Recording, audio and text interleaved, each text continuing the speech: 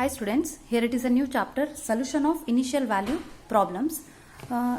Before that we have to know what is meant by initial value problems. We consider the methods of solving the differential equations of the form dy by dx is equals to f of x comma y. This is the differential equation for the first order, subjected to the condition of the form y of x naught is equals to y naught.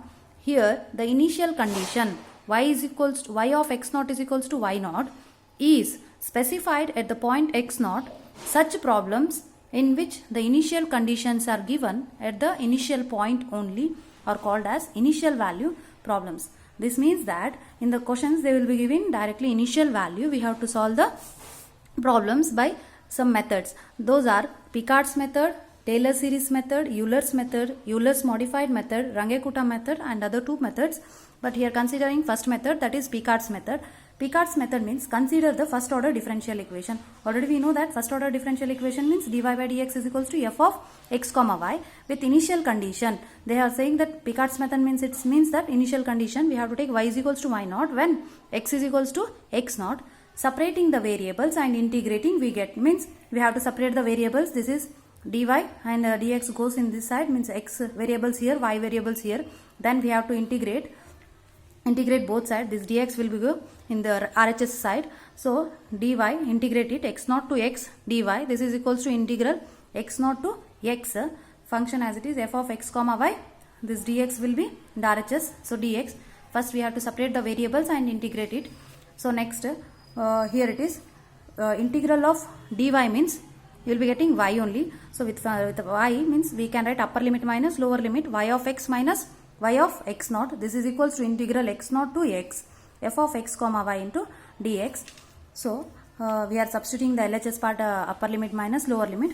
So this implies we have to consider we have to take this y of x naught in the RHS side means minus it will become plus. So y of x naught can be written as y naught. Substitute here y naught.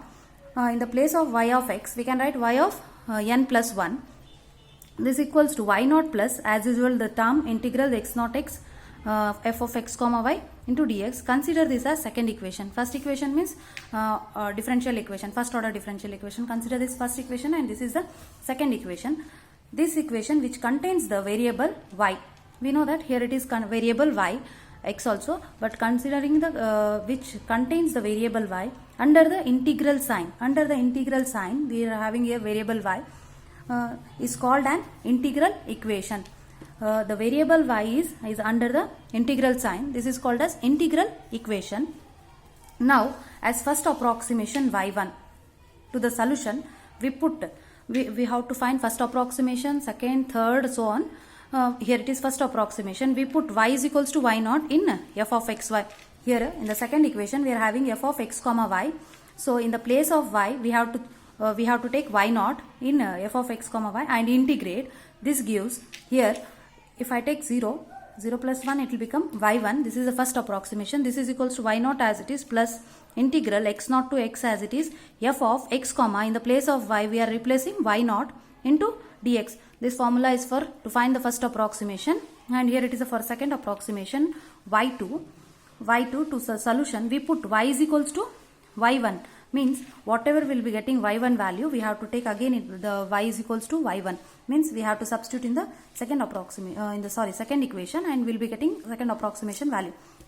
Substitute whatever value will be getting in the second equation means y is equals to y1 in f of x comma y and integrate equation second which gives for second approximation means y2. This is equals to y naught plus here it is x naught to x f of x comma in the place of y we are substituting y1 so into dx. This is the second approximation formula and similarly third approximation is y3. So in the place of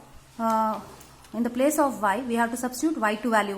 Whatever you will be getting y2 values we have to substitute in the equation 2. So y3 is equals to y naught plus integral x naught to x f of x in the place of y we have to substitute second approximation value y2 dx. Proceeding in this way we obtain a sequence of functions of x, that is y1, y2, y3 so on, each giving a better approximation than the previous one.